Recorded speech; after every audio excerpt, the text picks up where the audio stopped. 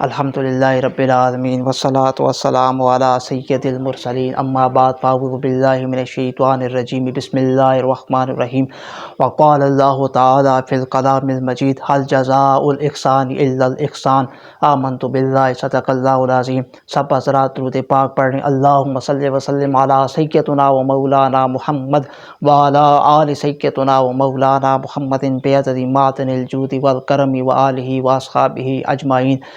اللہ کریم نے سورہ رحمان میں ارشاد فرمایا حل جزاء الاحسان الا الاحسان،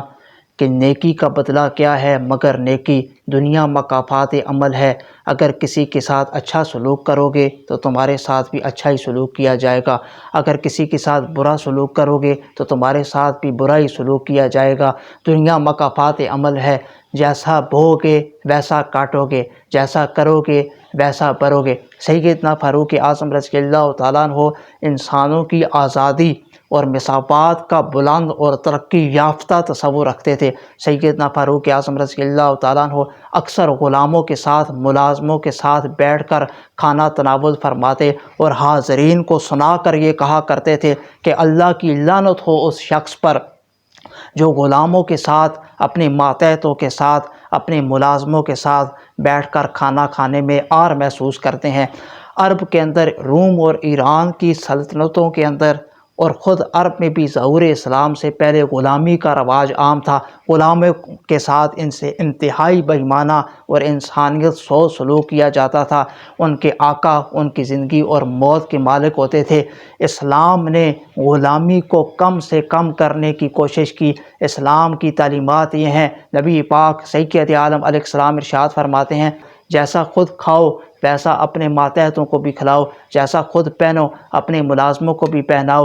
اور ان کی طاقت سے زیادہ ان سے کام نہ لو۔ سیدنا فاروق اعظم رضی اللہ تعالیٰ عنہ نے ایک عام اصول بنا دیا کہ عرب غلام نہیں بنائے جا سکتے، اور جو شروع سے غلام چلے آتے تھے ان سب کو آزاد کر دیا۔ زکوٰۃ کے 8 مصارف ہیں، ان میں سے ایک مصرف غلاموں کی رہائی کے لیے مال خرچ کرنا ہے۔ سیدنا فاروق اعظم رضی اللہ تعالیٰ عنہ ہر غلام کے ساتھ بڑا عدل والا، بڑا انصاف والا، بڑا مساویانہ سلوک فرماتے۔ شام کے ایک سفر پر ایک ذاتی عیسائی غلام آپ کے ساتھ تھا، ایک اونٹ اور ایک عیسائی غلام ساتھ تھا۔ شام کے سفر پر فاروق اعظم رضی اللہ تعالیٰ عنہ روانہ ہوئے۔ 1 میل فاروق اعظم رضی اللہ تعالیٰ عنہ اگر اونٹ پر سوار ہوئے ہیں تو 1 میل وہ غلام بھی اونٹ پر سوار ہوا ہے، کیونکہ فاروق اعظم رضی اللہ تعالیٰ عنہ احساس بیداری رکھتے تھے۔ فاروق اعظم رضی اللہ تعالیٰ عنہ جانتے تھے کہ جس طرح مجھے درد ہوتا ہے اسی طرح غلام کو بھی درد ہوتا ہے، جس طرح مجھے تکلیف ہوتی ہے اس طرح غلام کو بھی تکلیف ہوتی ہے، جس طرح میرے محسوسات ہیں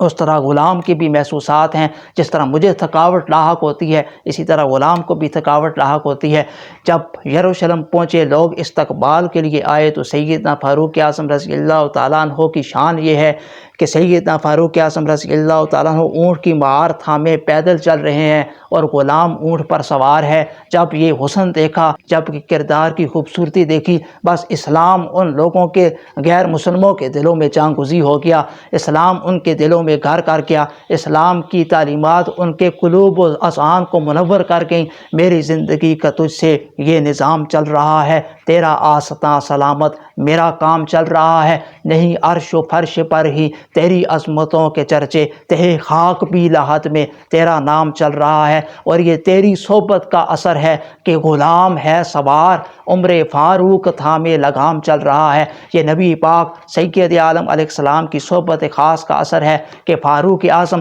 22,51,030 مربع میل کا حکمران اونٹ کی مہار تھامے تھامے پیدل چل رہا ہے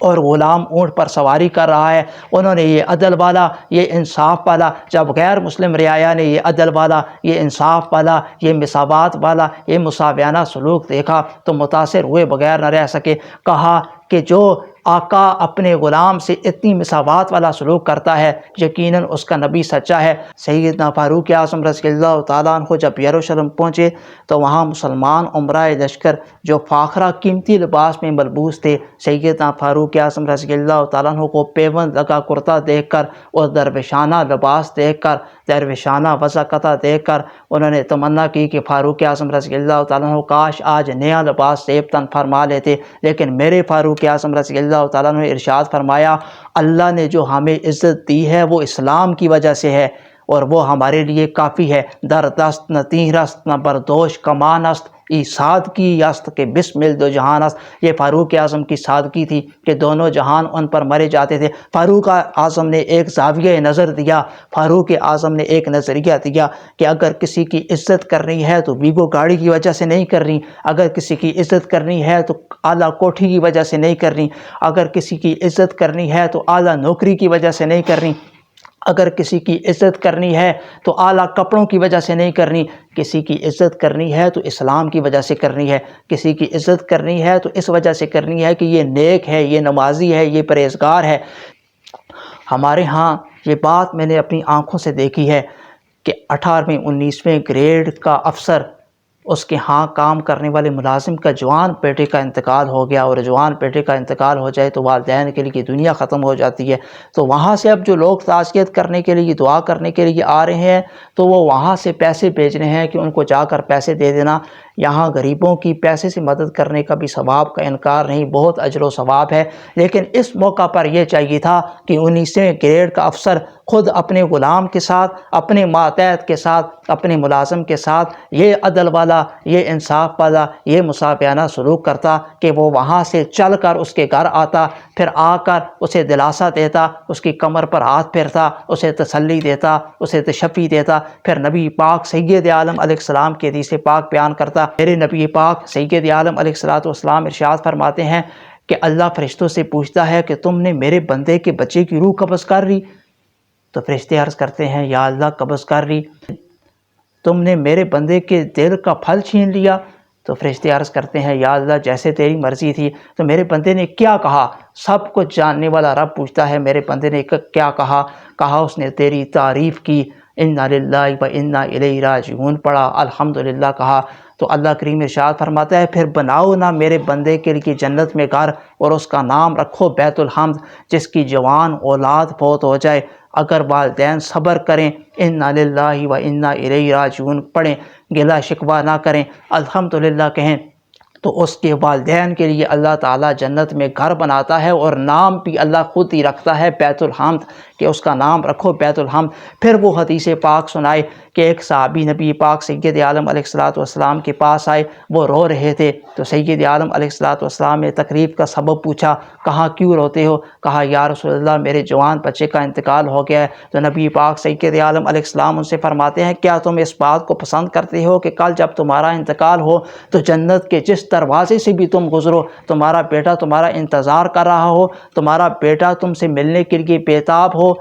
یا رسول اللہ میں پسند کرتا ہوں۔ فرمایا تمہارے لیے یہی ہے۔ ایک صحابی پاس کھڑے تھے، یا رسول اللہ یہ ان کے لیے یا سب کے لیے؟ فرمایا قیامت تک میری امت میں جو بھی مسلمان انتقال کرے گا یہ ان سب کے والدین کے لیے ہے، یہ سب کے والدین کے لیے یہ اجر ملے گا کہ ان کے بیٹے ان کے جنت کے دروازے پر ان کا انتظار کر رہے ہوں گے۔ جب یہ حدیث پاک سنائے، غلاموں کے ساتھ مساویانہ سلوک، اپنے ماتحتوں کے ساتھ عدل والا سلوک، میں نے دیکھا ہے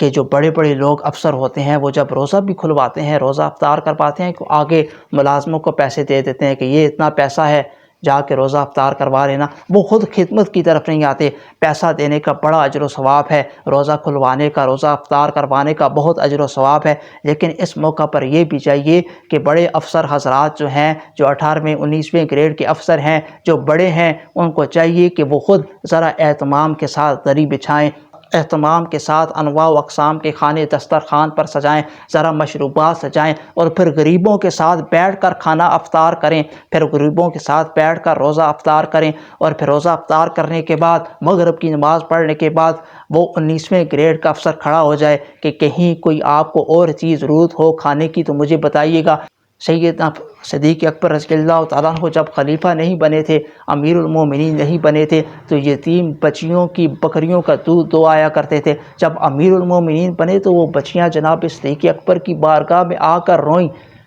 کہ اب آپ تو امیر المومنین بن گئے ہیں، اب آپ خلیفہ بن گئے ہیں، اب آپ کو عہدہ مل گیا ہے، اب ہماری بکریوں کا دودھ کون دہیا کرے گا؟ تو کمال صدیق اکبر نے ارشاد فرمایا، سیدنا صدیق اکبر رضی اللہ تعالیٰ عنہ کی آنکھوں میں آنسو آئے، فرمانے لگے میری بچیوں میں اسی طرح تمہاری بکریوں کا دودھ صبح اور شام جا کر دوہا کروں گا، جس طرح میں خلیفہ اور امیر المومنین بننے سے پہلے تھا۔ عہدہ مل گیا ہے تو کیا ہوا، امیر المومنین بن گیا ہوں تو کیا ہوا، مجھے امیر المومنین بننا، مجھے خلافت ملنا مجھے اس بات سے روک نہیں سکتا، اس بات سے رکاوٹ پیدا نہیں کر سکتا کہ میں لوگوں کی خدمت نہ کروں، میں لوگوں کے کام نہ آؤں اور بڑے سے بڑے اجر و ثواب سے میں محروم رہ جاؤں۔ ایسا کبھی نہیں ہو سکتا۔ خلافت کا مطلب یہی ہوتا ہے کہ انسان لوگوں کی خدمت کرے۔ میرے نبی پاک سید عالم علیہ السلام فرماتے ہیں کہ جو قوم کا سردار ہوتا ہے وہ قوم کا خادم ہوتا ہے۔ ہم خدمت کی طرف نہیں آتے۔ ہمارے نا میں نے بہت کم لوگوں کی تعداد ایسی ہوگی، لیکن اکثر لوگ ہم نے ایسے ہی دیکھے ہیں کہ وہ امام مسجد ہو کر وہ کہتے ہیں کہ ہم مسجد کے امام ہیں، ہمارا کام تو صرف جمعہ پڑھانا ہے، ہمارا کام تو صرف 5 نمازیں پڑھانا ہے۔ یہ جو مسجد کی صفائی والا کام ہے یہ خادم کرے۔ یہ جو بوڑھے بوڑھے لوگ آتے ہیں نا مسجد میں نماز پڑھنے کے لیے، یہ ان کا کام ہے کہ مسجد کے واش روم صاف کرے، مسجد کے وضو خانے کی صفائی کرے، مسجد کے صحن کی صفائی کرے۔ آپ کو عہدہ، چاہے دنیا کے حوالے سے آپ کو کوئی عہدہ ملے یا دین کے حوالے سے آپ کو کوئی منصب ملے، آپ کو آپ کا منصب اس بات سے رکاوٹ میں نہ ڈالے کہ آپ بڑے بڑے خیر بلائی اور اجر و ثواب کے کام کرنے سے محروم رہ جائیں۔ مسجد کی صفائی کرنے والا کام بڑا اجر و ثواب کا کام ہے، اور مسجد کا امام جب مسجد کی صفائی کرے گا، آپ اللہ پہ یقین کریں، میں دیانتداری کے ساتھ آپ کو کہتا ہوں، اللہ تعالیٰ اس کے لہجے کے اندر، اس کی تقریر کے اندر مزید اثر پیدا فرما دے گا۔ وہ جب بات کرے گا تو پھر لوگ نیکی کی طرف سفر کریں گے، وہ جب بات کرے گا تو اس کی بات لوگوں کے روحوں میں اور لوگوں کے قلوب کے اندر اترتی چلی جائیں گی۔ ہم لوگ نا خدمت کی طرف نہیں آتے، ہم ایک عہدہ پکڑ کے بیٹھ جاتے ہیں کہ ہمارا یہ کام ہے، اس کے علاوہ ہم نے خدمت کے کام سر انجام نہیں دینے۔ آپ کو آپ کا عہدہ اس بات سے مانے نہ ہو کہ آپ بڑے بڑے بھلائی کے کام کرنے سے محروم رہ جائیں، اور اتنا بڑا اجر و ثواب کا کام ہے، اتنا بڑا خیر و بھلائی کا کام ہے مسجد کی صفائی کرنا کہ بابا فرید بولے، اٹھ فریدا ستیا جاگ تے جھاڑو دے مسیت، اٹھ فریدا ستیا جاگ تے جھاڑو دے مسیت، تو ستا رب جاگدائی تیری ڈاڑے نال پریت، تے اٹھ فریدا ستیا جاگ تے خلقت ویکھن جا، مت کوئی مل جاوی بخشیا تے تو بھی بخشیا جا۔ سب کو چاہیے کہ مسجد کی صفائی کریں، چاہے کوئی ادنا ہے، چاہے کوئی اعلیٰ ہے، چاہے کوئی منصب والا ہے، چاہے کوئی منصب والا نہیں ہے۔ وآخر دعوانا ان الحمد للہ رب العالمین۔